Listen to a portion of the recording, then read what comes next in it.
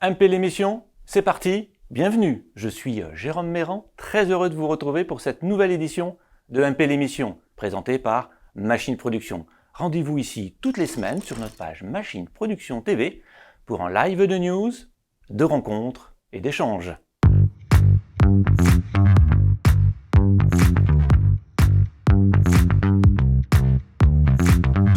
Nous sommes toujours avec nos trois invités, Vincent, Antonio et Patrice.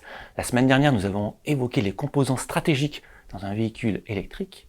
Aujourd'hui, nous allons aborder le basculement du parc auto au tout électrique en 2035. Alors Patrice ou Antonio, si en Europe le parc auto devrait être tout électrique dès 2035, qu'en est-il des autres pays ? L'Europe est toujours le précurseur dans les améliorations de technologies liées aux émissions. Donc on pense qu'il y aura un déploiement de ces technologies dans le monde entier, mais elle se passera à un rythme moins soutenu qu'en Europe. Donc pour accompagner ces technologies, bien sûr, on continuera à fabriquer localement au plus proche de nos clients, comme c'est le cas aujourd'hui, puisqu'en fait, parmi les 12 ou 13 usines de mécanique que possède Renault, ces usines sont localisées depuis la Corée jusqu'au Chili, donc au plus proche de nos clients, et elles s'adapteront en fonction des transitions de technologie. Donc ça veut dire quoi ? Ça veut dire qu'il restera encore beaucoup d'opportunités pour les technologies liées aux motorisations conventionnelles dans ces régions, en attendant qu'elles franchissent le cap de l'électrification. Patrice, quels seront ces moteurs thermiques en dehors de l'Europe qui seront fabriqués dans vos usines ? En fait, on peut considérer qu'en Europe, comme l'a dit Antonio, on est précurseur. Donc, ça veut dire que la logique de développement des moteurs sur les pays, on va dire, en voie de développement, Mercosur, vont finalement capter ces technologies qui sont déjà matures au sein de l'Europe. Et petit à petit, en fait, participeront à l'atteinte en fait de l'électrique, mais l'électrique n'est pas encore pour demain dans ces zones. Ce qu'il faut retenir quand même, c'est que le moteur thermique n'est pas mort dans ces régions, et donc ça c'est un point quand même important, c'est qu'on aura toujours à fabriquer des moteurs avec des culasses, des cartersiens, des vilebrequins, donc les pièces mécaniques dans son intégralité.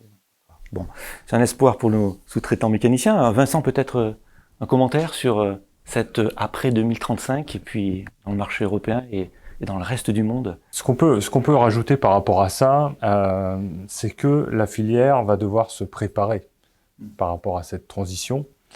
On a aussi un rôle d'accompagner les différents sous-traitants de la filière automobile pour pouvoir continuer de travailler avec ces technologies existantes sur les moteurs thermiques, les préparer vis-à-vis des nouvelles technologies qui vont arriver avec l'hybridation et avec l'électrification. Si on pense au-delà de 2035 et même un petit peu plus tôt, j'ai envie de dire, pour les véhicules utilitaires, on va voir arriver des variantes sur l'hydrogène et du coup, ça va nécessiter aussi des nouveaux développements. Donc là, pour les sous-traitants, il y a aussi un enjeu de diversification et de découverte de ces nouvelles technologies et se préparer pour pouvoir travailler avec ces nouvelles technologies d'électrification et de fonctionnement du moteur à hydrogène. Ce sera donc le mot de la fin. Vincent, Antonio, Patrice, j'étais très heureux de vous recevoir, mais restez encore avec nous, car on adore les bonnes nouvelles, surtout quand elles proviennent de notre belle industrie de la mécanique. C'est l'heure de notre rubrique MP les News.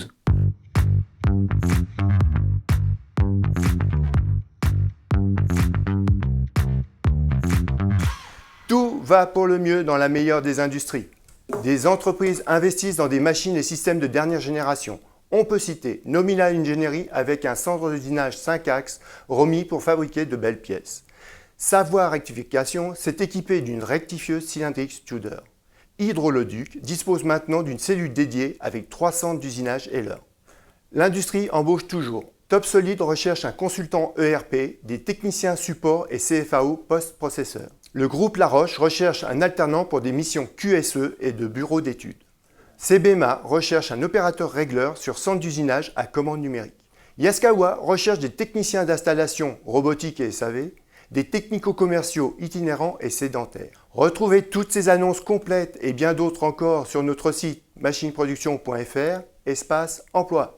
Fin septembre, Maxon France a inauguré son centre de production et d'innovation dédié au système mécatronique près de Lyon.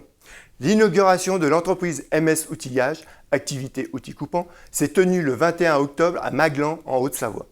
Machine Production fête ses 50 ans ce mois-ci. Nous sommes fiers de vous accompagner depuis toutes ces années. Longévité à tous. Beaucoup de recherche d'emploi, beaucoup d'investissements dans les ateliers. Nos entreprises continuent de se moderniser. Retrouvez toutes ces informations sur notre site machineproduction.fr. Que la meilleure des industries soit avec vous.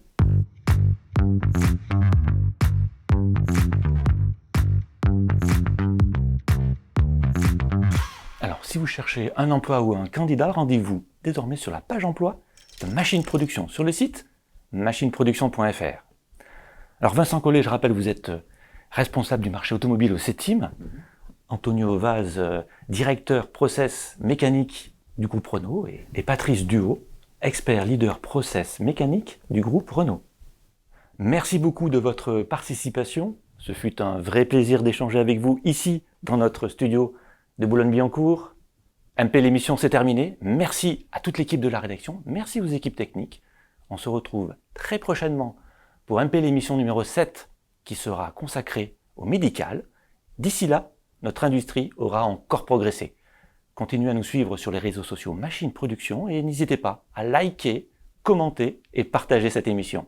À très vite!